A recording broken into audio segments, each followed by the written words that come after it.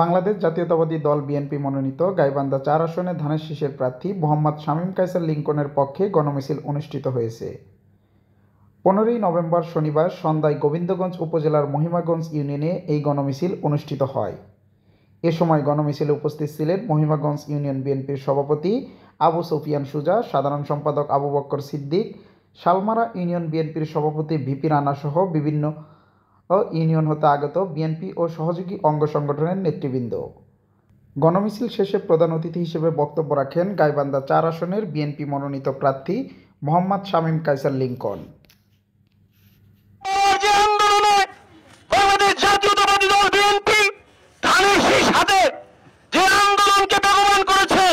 আপনি যদি গত 1 বছরের বেশি সময় ধরে দেখেন, অনেক দূরভিসন্ধি হয়েছে।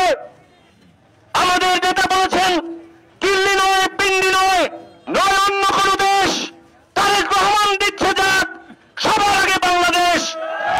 একমাত্র বাংলাদেশ জাতীয়তাবাদী দল বিএনপি ধানের শীষের ঝান্ডা নিয়ে এই 17 বছরের না পাওয়া ভোটাধিকারকে ফিরিয়ে আনার জন্য ঐক্যবদ্ধভাবে এখন পর্যন্ত আপোষহীনভাবে ধরে রেখেছেন। এই জন্য নানান রকম পায়তারা, নানান রকম কিছু আমরা শুনেছি। একবার শুনলাম আগে স্থানীয় নির্বাচন করতে হবে, আরেকবার শুনলাম আগে বিচারের আগে নাকি ভোট হবে না, আরেকবার শুনলাম আগে পিআর পদ্ধতি লাগবে, আরেকবার শুনলাম আগে বউ একটা দেখাইছে, পিআর পরে দেখে পাশের ঘরে বউ আরেকটা, সই করছে একটা, পরে দেখায় সনদের কাগজ বদলা হয়ে গেছে। কত রকম পায়তারা যে করছে। এই নির্বাচন, এই ভোটাধিকারকে ফিরিয়ে দেওয়ার আন্দোলন একমাত্র বাংলাদেশ জাতীয়তাবাদী দল বিএনপি এবং এই বাংলাদেশের পক্ষের শক্তি সমমনা শক্তিরা প্রথম থেকে যেটা বলেছে এখনো সেটাই বলে যাচ্ছে। এই কারণে এই ভোটাধিকার ফিরে পাওয়ার যে আন্দোলন, সেই আন্দোলনে আপনারাও শরীক হলেন।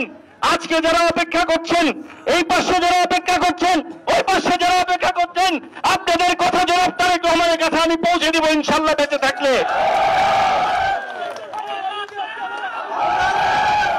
কথা শেষ করে দেব খালি।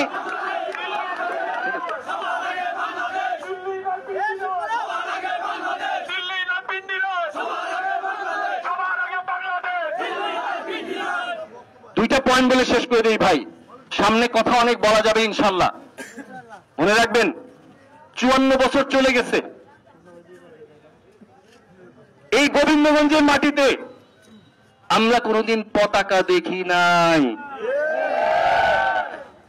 আজকের এই মহিমাগঞ্জের যারা আছেন তারা বুক ফুলিয়ে বলতে পারে, বাংলাদেশ জাতীয়তাবাদী দল বিএনপির আগামীর বাংলাদেশ জনাব তারেক রহমান এমন জনের কাছে ধানের শীষ দিয়েছেন, সারা গোবিন্দগঞ্জে যেখানেই পোস্টার লিফলেট বানানো দেওয়া হোক, এই মহিমাগঞ্জের একটা ছেলের ছবি সেখানে দিতেই হবে।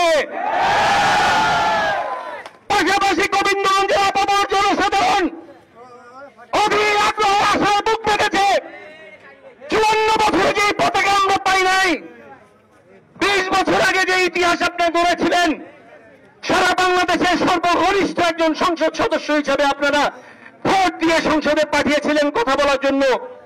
এবার একটা সুযোগ এসেছে, হায় হায় কি হলো, মানুষ কেন ঘরে বসে আছে? 54 বছর পরে গোবিন্দগঞ্জের মাটিতে একটা সুযোগ এসেছে। আপামর জনসাধারণ দলমত নির্বিশেষে ঐক্যবদ্ধ হয়ে সারা বাংলাদেশের ব্যানার ফেস্টুনে যেন গোবিন্দগঞ্জের একটা ছেলের ছবি থাকে,